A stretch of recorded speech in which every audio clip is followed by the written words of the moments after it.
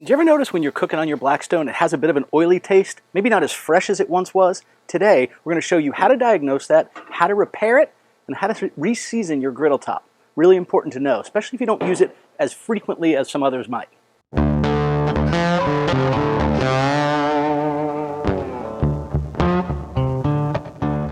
Hey, I'm glad you stuck around for this. So listen, we clean our BlackStone every time we use it, right? We scrape it down, we add a little bit of water, we put a little bit of oil on a paper towel, and we rub it into the hot griddle, we close it down, and we leave it go and put it away, right? But I haven't cooked on it in about 3 months. And yesterday I made some fried rice for the kids. It was a rather delicate dish, and when we tasted it, it tasted like it had this sort of old oil taste. I wouldn't say rancid, but old oil. And I realized, you know what, this has been sitting for a while, and maybe I didn't have it as clean as maybe I had thought. So I'm going to go through all the steps. I'm actually going to do a bit of a deep clean on this. I'm going to use a little bit of this BlackStone degreaser. Frankly, you could just use soap and water. That's fine as well. We're going to scrape it. I'll show you all the steps, and we're going to do it close up so you can see what it looks like on the griddle. When you get ready to do this, plan for about an hour's worth of time, because some of the re-seasoning steps take 15 minutes or so between each level of seasoning. So let me go ahead and zoom in here. I'll show you what this looks like and how we go about cleaning it. I'm zoomed into the griddle top, and I want to show you a few things on here that are just sort of worth noting. One, you can see here how it looks a little bit dry, and if I scrape this, you can see these lines on it. You might think that's rust or something like that. What that actually is a buildup of a little bit too much of this grease. So a couple of other things to note. You can see along the back sides here, this is still a little bit dirty. It feels a little sticky. If I were to touch this, it feels sticky, not dry. So I'm going to go ahead and get this whole thing scraped down. So I'm going to just take my scraper here, and I want to run along the edges like this. And I'm going to go all along the bottom, and I want to scrape it nice and good. Get it nice and clean. And then we're going to use a little soapy water, and we're going to scrub this as well. So let me zoom out here, and I'll just get this cleaned real quick. Now there's a couple of kind of scrapers you can get. You can get this sort of style, which is great for scraping. You can see just how good that works at that angle. Really nice scraper. You can also use it like this for scraping that direction. Really handy. I like the first ones with just a regular scraper. By the way, this is my wife's baking one. She'd probably kill me if she saw me using this, so I may end up buying her a new one. This allows me to get in on these edges a little easier than that big one does. I want to show this, see if you can see this. That is caked on there. So that's a long time of putting too much oil back there. Getting some of that caked oil off the outside of this. So I definitely had a lot on here. So what I want to do is I want to take this scraper, put it right here, and push downward, and then really roll that into that edge.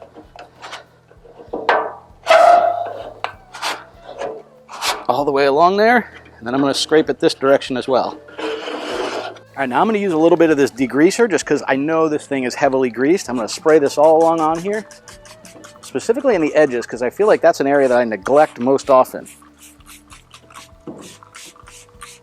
Now, that's a lot of degreaser I put on here. The idea is I just want to let this stuff do its job, and then we'll scrub it off of there. All right, the surface here is cold, so I'm just going to now take my hot soapy water, or warm soapy water. I'm just going to scrub where I put that degreaser on here. I don't want to get this spotless, but I do want to get some of the heavier stuff off of it.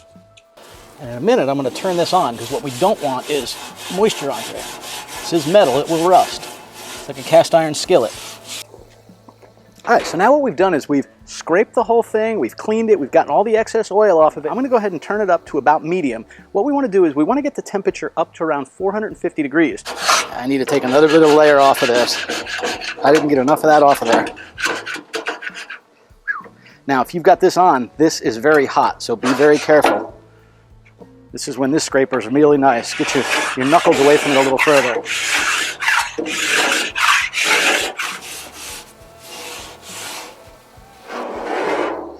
Well, I got a lot of that stuff off of there for sure.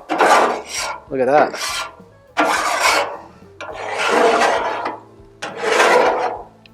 That is just caked on nastiness. That shows you how bad that needed to be done. Keep in mind, I clean this every time we cook.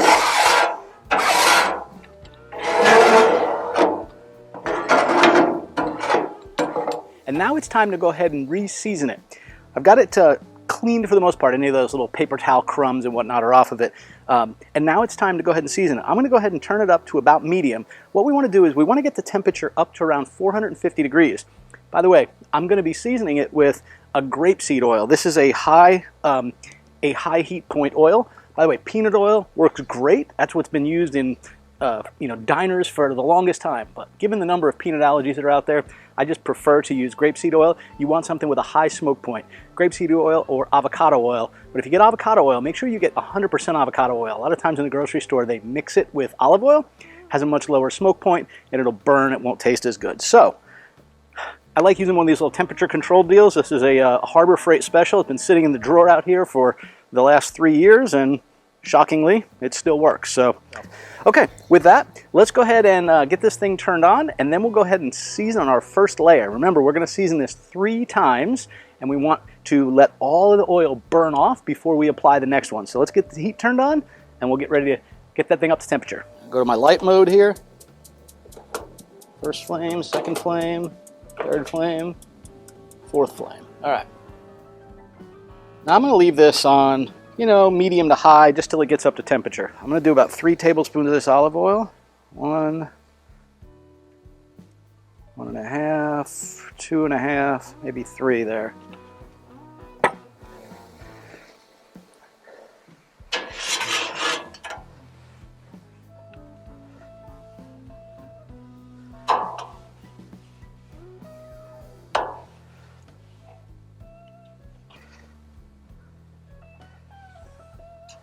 Just getting into those corners first because they're a little harder to get to. Now, just going to rub this right across the griddle.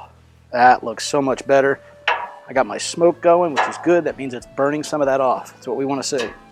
Hey Siri, set a 10-minute timer. 10 minutes. Counting down.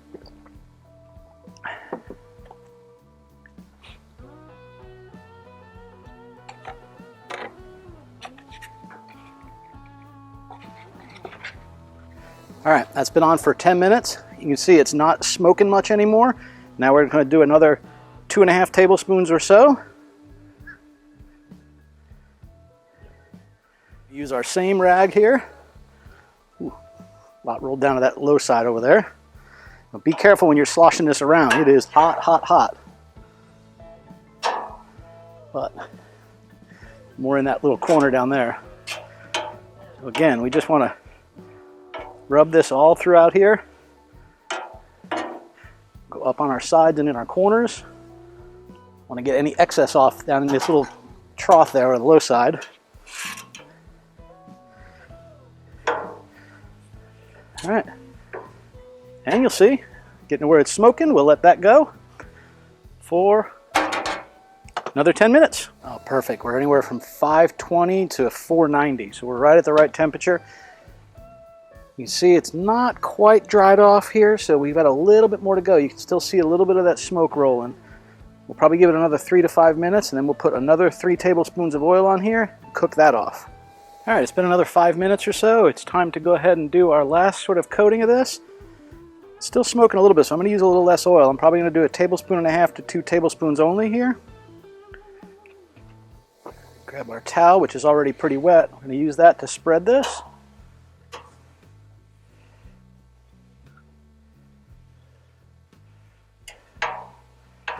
Probably could have just used the towel without anything. I'm going to turn this towel over just to absorb some of this excess oil here, especially in these low corners there.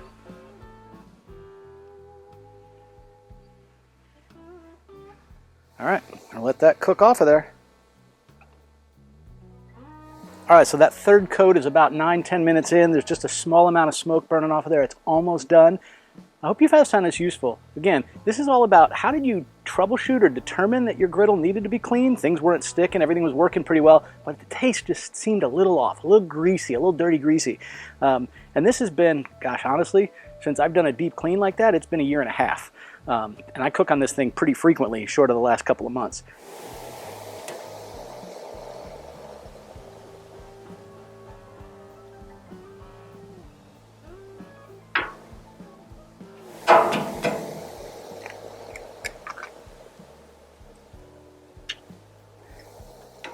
So I'm running about 275 to 300 degrees on this. That's a perfect temperature for doing eggs.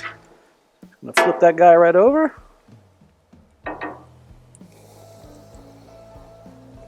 Yolk looks good inside. We'll just give this another couple seconds and we'll pop it off of here.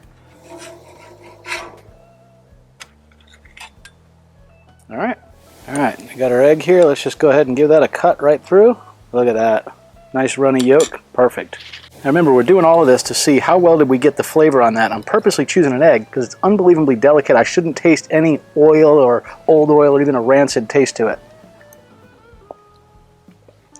And I don't. I taste an amazing, you know, American diner quality egg, which is exactly what we're wanting here.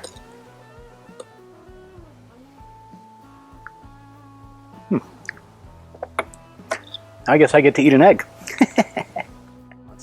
So that's it. Really pretty easy to do. Remember, go ahead and get you some grapeseed oil or pure avocado oil. You can certainly use peanut oil, that's tried and true, but given peanut allergies, if you're cooking for friends, you might want to just be cautious about that. One of these little thermo guns, really useful. I'll put a link down below if you don't have one.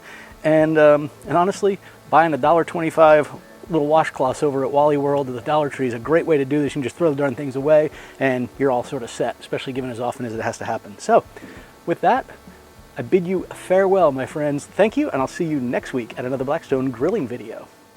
Oh good, you're still here. Hey listen, if you enjoyed this, right up here are all of our PitBoss smoking videos, and right down here are the BlackStone grilling videos. Check them out.